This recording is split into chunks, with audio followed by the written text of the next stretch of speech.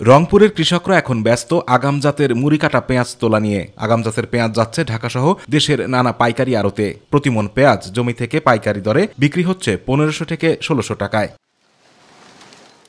আপৎকালীন চাহিদা মেটাতে গুরুত্বপূর্ণ ভূমিকা রাখে এই মুড়িকাটা পেঁয়াজ। এবছর অতিবৃষ্টির ফলে দেরিতে রোপণ হয়েছে, ফলনও উঠছে দেরিতে। তাই ভালো ফলন নিয়ে যেমন শঙ্কা রয়েছে চাষিদের, তেমনি দাম নিয়েও রয়েছে হতাশা। পাশাপাশি বীজ, সার সহ সব ধরনের উপকরণের দাম বেড়ে যাওয়ায় চলতি মৌসুমে চাষের খরচ তোলা নিয়েও দুশ্চিন্তায় কৃষকরা। মাল কেনা লাগে 7,000 টাকা 8,000 টাকা মন, এখন বেচতেছি কম দাম।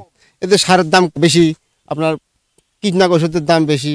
এখান থেকে বেনিফিট বর্তমানে পাওয়া যাচ্ছে না। এবছর মুড়িকাটা পেঁয়াজের বাজার ভালো না থাকায় কাঙ্ক্ষিত দাম না পেয়ে হতাশ পেঁয়াজ ব্যবসায়ীরাও। আমাদের এই পেঁয়াজ আছে ঢাকা কারণ বাজারে, তারপরে আপনার গাজীপুর চৌরাস্তা, ভৈরবে, সব জায়গায় যাচ্ছে, সব জায়গায় দাম কম। এতদিনকার 60-70, এখন নামছে 40-70।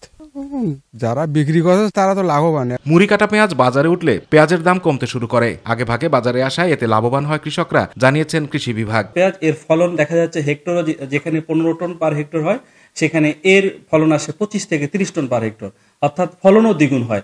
আলটিমেটলি আমাদের কৃষক এটা বাণিজ্যিকভাবে লাভবান হয়। উৎপাদন খরচ পুষিয়ে নিতে পেঁয়াজের ন্যায্য বাজার মূল্য নিশ্চিত করতে সংশ্লিষ্টদের প্রতি আহ্বান পেঁয়াজ চাষিদের। আতিকুর রহমান তিতাস, মাই টিভি।